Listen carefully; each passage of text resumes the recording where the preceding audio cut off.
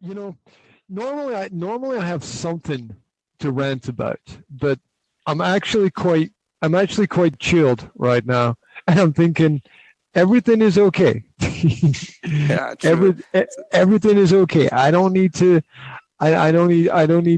let off steam about too much about what's I've got it about too much about what's going on. I've got it under control. So I don't want to say I got it under control. Everything is cool right now. Yeah, So, true. where are you in the world? Where in the world are you? I'm in Canada, Halifax at the moment, but I'm from Zimbabwe. Ah, wow, that's a bit of a difference, right? Yeah, extreme difference, extreme difference. Like, I actually enjoy the cold more than the heat now. Oh wow, wow, that's incredible. So, why did you change of countries? You know, what's your story? Like ever since I was young, I wanted to like travel the world. So Hmm. going to Canada was like my first step because I'm studying arts currently, so I actually Okay. become a lawyer. And in if I become a lawyer, basically I'll just be traveling like a lot. So much that I even said to my mom, my Mhm. wife is gonna be so pissed off at me most of the time, saying, "Why are we always moving? Why are we always traveling?" Like I'm like one person who cannot stay in one place for a long time. Do you think it's good to travel around a lot, or do you think it's better just to have your roots in one place? I think it's good to travel because once you travel, you gain so much knowledge and experience. Yeah, I think that there's a lot of truth in that. Although I can tell you, one of my best friends is a guy who never really went anywhere. He lived in a tiny little village, in the Highlands of Scotland, and he Yeah, never really traveled, never really went out of the country. And I swear that he was the most down to earth, normal person you could ever meet in your life. yeah, true, true, true. But I feel like everyone's different in the sense that like some people like to stay. Like for example, my dad like doesn't like to travel. Though when his work tells him to travel, he gets so like upset. But for me, it's like any chance I get, even like at university, like I never stayed. Like I really was at my house. Because so my housemate's saying, "Where are you all the time?" Like library, mall. Okay, you're a student, right? Yeah, You're a student, right? So yeah. how does it work with being a student and traveling? Do you know because it's expensive to do something like that. So are you able to travel being a student? I mean, how does that work out with Summer money? break, it's like on routes to traveling from here, from there to home and back. Or sometimes I visit my friends. Like they invite me over to like sometimes like I went to Yarmouth for Christmas. I'm Hmm. actually planning on going to Toronto next summer for like a bit, and then Montreal. Oh wow, that sounds pretty cool. Have you ever tried couch surfing? I wouldn't mind actually. I might actually dabble in that like later on since I should be going back in around August, like early August. So I'll just be like to my friends, next summer can we go couch surfing? I'm sure they'll say yes.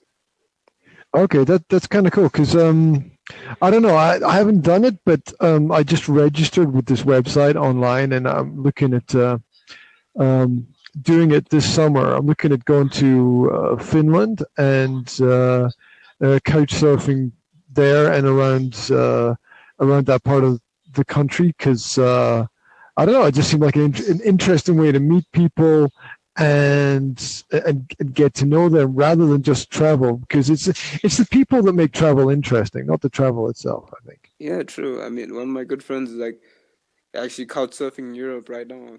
She started off in Ireland, went to Scotland, went to Germany.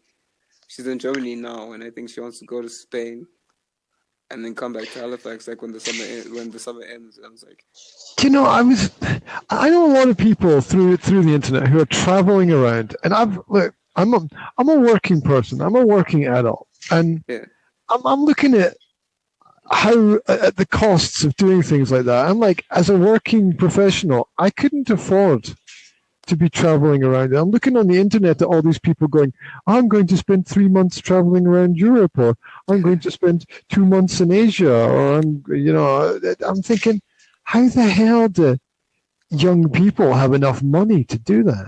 yeah, it puzzles me too. But I mean, like for my university, if you register for the exchange program, it's actually part of like just like a minimal fee where you go on like still under the same tuition, just a bit of an extra fee. Mm-hmm. Which Oh, it just puzzles me. It puzzles me because I'm like, wait a minute, how come they can do lots of stuff that I can't do, and I'm supposed to be in a better position than they are? I'm like, this is not better. The thing is, like, one thing I noticed with people is that they put all their resources into like one basket, which is not recommended because by the time they're done traveling, they'll realize, okay, my bank account is at zero, and what am I gonna do? Yeah, because that's not a good place to be.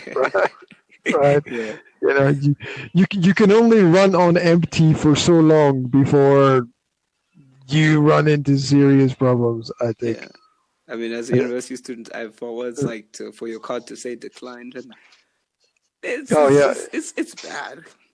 Yeah. When you're going with like your friends, and then there's a girl that you like, and you're like saying, "Okay, I'll buy your thing," and then declined. Second, you take out your thing, accepted. You're like, "No, the card had a problem." Yeah. I actually used that line more than once to say, "No, okay, I'll pay for you." I'm like, don't you dare pay for me. I'll pay for this meal. But you can buy drinks. I'll pay for the meal. Well, it's good to use the resources that you've got, right? It's really good to use the resources that you've got. It's you have to because there's not much else to work with, and if you're not working full time, if you're just a student, you can't expect to have all the money that you need to do everything that you want to do. You gotta take what you can get where you can get it, I think. I actually tried to enter a case competition where I could win $30,000 and go to Toronto at the same time. Mm-hmm. Yeah, eventually, like, because of my time, my heavy schedule, because I'm heavily involved with the student association, though I'm not in it. They just ask me for like suggestions on how to improve. I'm like, well, I'm just a small kid from Zimbabwe. It's like, the thing is, it's so sociable, like, because it's like I actually became the third most well-known figure at the university in like my first 4 weeks, because I was campaigning to be student council president, and so like it opened my eyes that like different people. Because my first week I hated it because I was meeting like horrible people, and then I started to meet nice people. I was like, okay, it's not so bad after all. Yeah, it's a good sorting ground for life. When you get to university and you have to find a space for yourself, you've got to make friends, you've got to negotiate a space, you're in charge of getting your work done. It's a lot of stuff you can learn there. Yeah, true. Oh yeah, there's actually one thing I wanted to rant about. Why people always pick on past mistakes. People do what? Sorry. Tell me that again. What was that? People like always like trying to resurrect someone else's past mistakes. It like ticks me off a lot. Oh, like, not letting things go, right? Yeah. Because I mean, like, my perception that like we all make mistakes. So just because like some person makes a mistake, like, and where like, for example, like someone influenced that mistake, and that person who's actually picking on them, like, I can give an instance with my friend. She was facing a hard time in university just like me, so her parents had come back early, and she told me that her dad was in jail in and out for like early childhood, and he was abusive. And I was like, so you really can't pick on you for this. Like, if he's going to send you back, at least just for like a rest. So yeah, I think he's saying that he wants to cancel everything. I'm like, what was the point of that? His past actions actually influence you now, because it's like Newton's law: for every action there's a reaction, events or consequence. Where you witness something like abuse or something like that, it'll affect you later on. Yeah. So are you saying that this, you're saying that it's his mistake or her mistake? No, it's his initial mistake, because like she didn't have a normal childhood growing up. So well, she couldn't handle like when people pick on her. Well, parents walk around with this special card, and written on the card is "Get out of jail free," right? Yeah. Which basically means that they can do whatever they want, whenever they want, and you're supposed to love them for it, right? And if you're the kid, and that's nonsense, right? Yeah. That's nonsense. I've known people who've got better. Some kids get better care in prison than they do at home, right? Some kids go to school and they get fed by the teachers because their parents don't give them any food at home, right? I interviewed people in a homeless shelter, and they said, "I enjoy life here better than at home," and I was like, "Wow." Yeah, I know. It's. Hey, listen. I've traveled around a bit, and I'll tell you this: 7 or 8 out of 10 people live in shit, and I'm not joking. Right? Yeah, you turn on your TV and you watch all these programs about people living in nice houses and nice places. That's the 1%. Okay, that's the 1%. And I'm nothing against the 1%. Okay, you build your life, have a great lifestyle. That's great. That's cool. Yeah, but a couple of years ago, I was trying to buy a house, and I was going around to all these different properties, looking at them, looking at where people lived, and man, these people live in shit. Yeah, I mean, there's people like they don't have carpets on the floors in their house. They're walking on concrete, and they've got furniture that's 30 years old, and they never clean their windows, it's insane. You think that people live in nice places? Well, they don't, right? They don't at all. Yeah, they actually like comparing like life here in Zimbabwe and in Canada. Power can go for about 2 weeks. Yeah, it's no biggie. Like power goes for like 2 hours there. It's like panic, like state of emergency, news reports. I'm like, yo, you people have it good.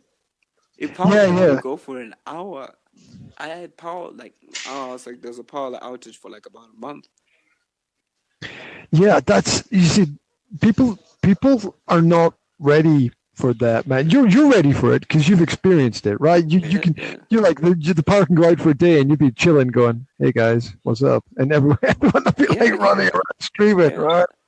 Like when power went at our university, like for about a few hours, people were like, "Oh no, power's out." I'm like, "When's it coming back?" In like an hour. I'm like, "You're panicking over that?" Yeah. What?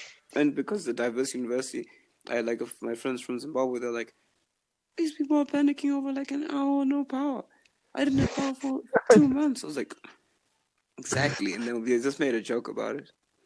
Yeah, well, they don't get it. Sometimes I think if you come from a harsher, harder, more difficult environment, you're ready for more. You're ready to take on more. You're ready for bigger challenges, right? There's a lot of people who have grown up in Western culture, and I don't mean everybody, but there's a lot of people who've grown up in Western culture comfortable with Western culture. They like their shopping malls. They don't have to think about anything because they get all the ideas from the TV. All their social and leisure events are organized for them. There's a million restaurants that they can have lunch in. They don't have to worry about. You don't have to worry about killing a tiger for lunch because the supermarket shelves are always stocked. They don't have to worry about they don't have to make their own clothes because they just walk around and buy stuff they don't need. So there's a certain level of value which is missing from Western society, which cultures from outside of Western society can bring in with their experiences, I think. Yeah, that's so true.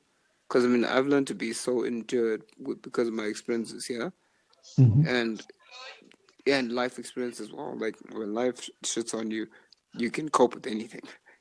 Well, yeah, and you can get the best of both worlds as well because you have those different experiences and you get to compare and contrast. Whereas someone who's just gone through the system and knows nothing more than the system, well, they're going to have problems later in life, right? Yeah. They're going to have. We only have like 10 seconds left. Yeah, if you got a podcast or anything, how can people connect with you? Can they connect? Basically, I think we just follow each other and then you can immediately connect.